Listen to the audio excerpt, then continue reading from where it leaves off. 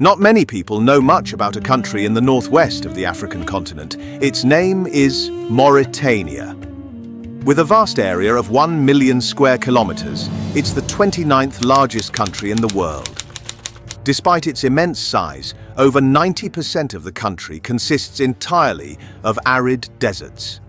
Only 4.5 million people inhabit this North African country, and the main reason for this is quite simple. The country struggles with vast droughts, massive dust storms, and economic problems. Because it's genuinely a desert country, my friends. To the north of the country lies Western Sahara, annexed by Morocco and effectively ruled by Moroccans. Remember, until 1975, Spain colonized the Western Sahara and then abandoned it as a desert region. Nowadays, Moroccans claim rights to almost every part of Western Sahara. To the south, Mauritania borders countries like Senegal and Mali, while to the west lies the North Atlantic Ocean. And to the north, there's Algeria. Mauritania shares the unique feature of being a desert country that meets the ocean. Another country that shares this characteristic of being both a desert nation and having a coastline is Namibia in southern Africa. Until 1960, Mauritania was under the rule of France, and since then it has been an independent state. But their primary spoken language isn't French. French comes after Arabic in this country.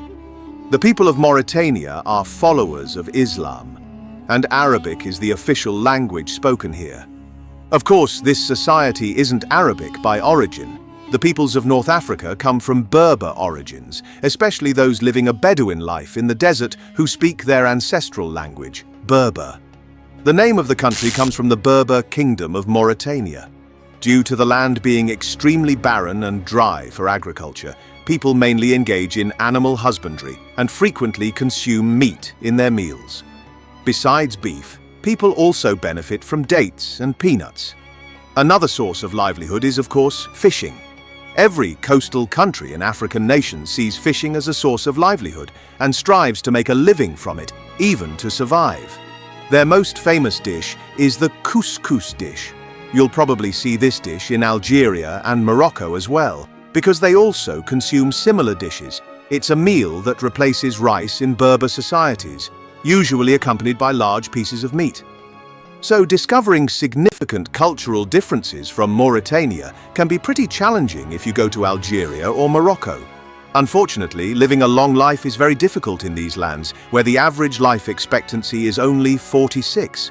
The world has neglected this place for a long time due to resource scarcity and poor governance. So, even if you're living in 2024, if the geography and economy of your country don't promise a prosperous life, your lifespan will likely be shortened as a resident there.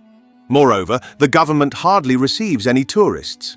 While neighboring Morocco to the north attracts plenty of tourists, Mauritania remains passive and inadequate. Western tourists think there's nothing worth seeing here and often skip Mauritania on their travel itineraries. Tourist agencies don't even consider organizing tours to this country because they don't find it safe.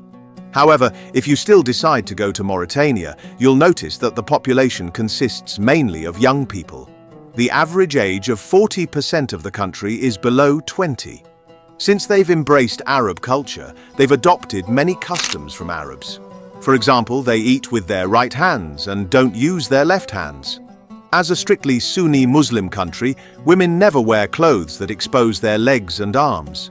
Even if you're a tourist, you should avoid wearing revealing clothes, as you might face reactions from the locals. Also, men should avoid wearing shorts even in the summer and opt for trousers.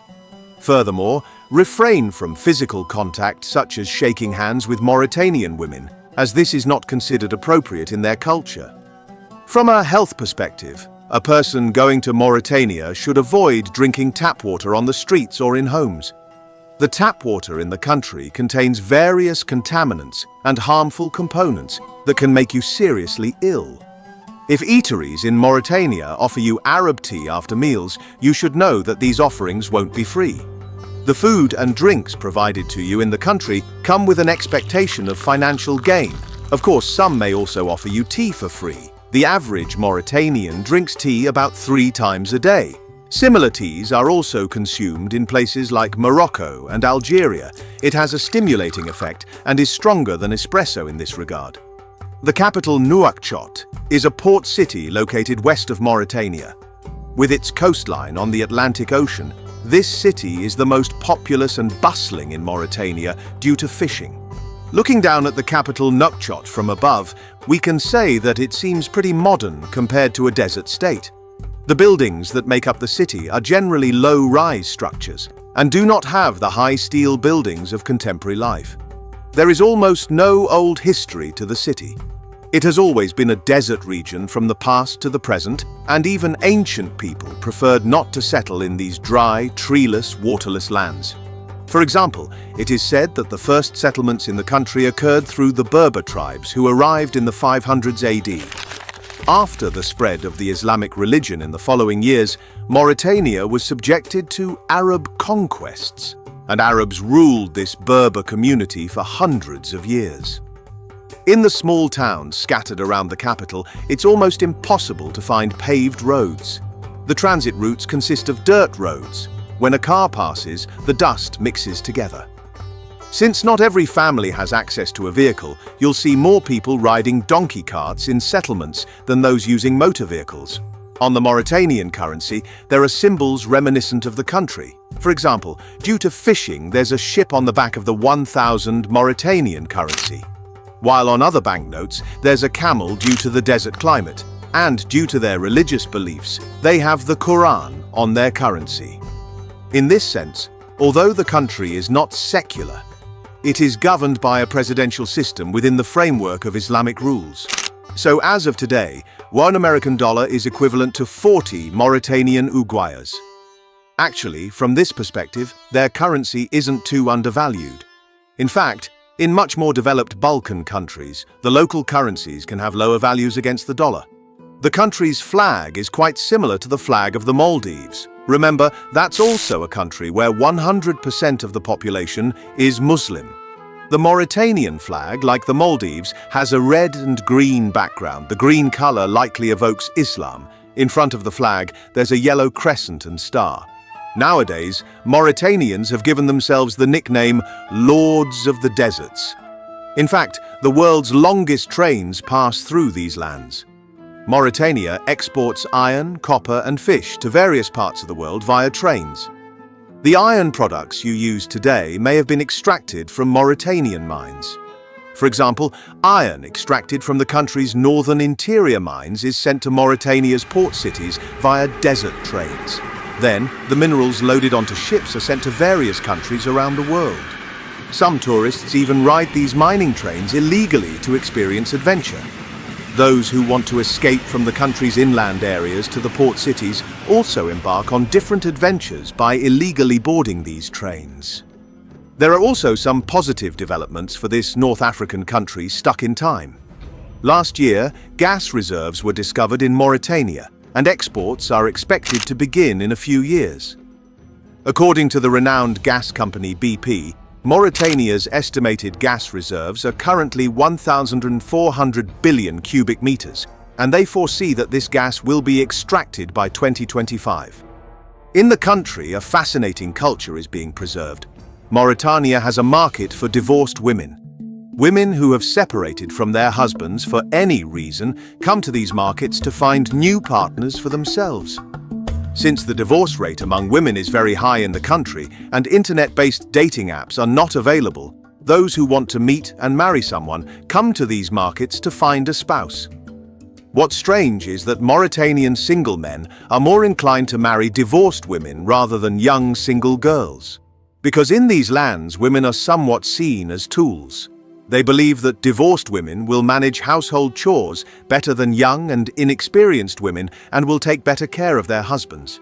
Moreover, men think that weaker women will be more vulnerable to these harsh living conditions and will shy away from marriage. Unlike in Middle Eastern Muslim countries, divorce among women in Berber societies is not contrary to societal traditions and is entirely accepted. In fact, divorced women sell their household items and furniture in the markets after divorce. Thus, they aim to turn this separation into income. because divorced women in Mauritania are left with no property or compensation. If a woman and a man divorce, all the household items in that house belong to the woman. So divorced women look for a partner and sell household items in the markets. Moroccan women generally tend to be overweight. It's odd, but this stems from a different tradition in the country. Mauritanian women are pressured to gain weight against their will, because Mauritanian men prefer overweight women, and women eat excessively to stand out. So how do men in this barren country engage in work? As I mentioned, this place hosts various minerals. This country and every corner of the African continent is full of rich minerals. That's why the French, Spanish, and British colonized these lands and established colonies throughout history. In Mauritania, too, some people painstakingly dig tunnels underground to search for gold. Thus, they can escape from a poor life and acquire rich properties. This job requires teamwork. While some team members control the rope pulley system above the pit, those with helmets and flashlights embark on an extremely laborious search underground. In 2016, a man accidentally discovered gold in that region. Afterwards, everyone who heard about it started digging gold mines in this desert country with their means. The state even took over some mines, and instead of leaving this job to civilians, they started running it with their officials. Although fishing and animal husbandry are the main occupations of men in the country, those who engage in these occupations know that they will not get rich and aim to save their lives by entering greater hardships. For example, Chami town is about 2 hours' drive from the capital, Nouakchott. This town is the main point of gold mining in the country. Chami is where people's faces are exposed to desert heat and sandstorms to the point of burning. It's a place where even their tents struggle to stand. Despite this, everyone has only one thought in mind: to find even a single gram of gold. Chami is home to hundreds of mines, and hundreds of tunnels are still being dug. Workers pull rocks in the form of boulders from underground to the surface with ropes. Then, these rocks are subjected to a refining process to find and extract gold. It is said that some people lost their lives due to this work. It's a very difficult job and requires both courage and physical strength. Don't think that workers who enter the tunnels immediately come back to the surface after taking rocks from underground. Workers stay underground for more than 24 hours, and often up to 48 hours. They eat, drink tea, and even sleep underground with limited oxygen. The next day they wake up and continue to work in a narrow space. And here is the result of all this effort: gold. Those who do this job illegally make significant incomes by selling this gold on the black market. Miners can also sell gold to the state, but state institutions pay them much less. Lastly, there is a community in the country that is unique worldwide. There is a village called Dali Kumbe, where people are born with visual impairments. Every other person in the village is completely blind and cannot see the world in any way. When asked about the reason for this situation, the villagers attribute it to God's will. There has been the same eye condition in the entire village for about 10 generations, and people live their entire lives blind. People attribute this situation to the divine and believe it is fate. So Mauritania is a place where you can discover many unique stories, unusual traditions and cultures when you step into it, although many people don't know much about it, and it has remained isolated from the world. If you like the video, you can give it a thumbs up and subscribe to the channel. Goodbye.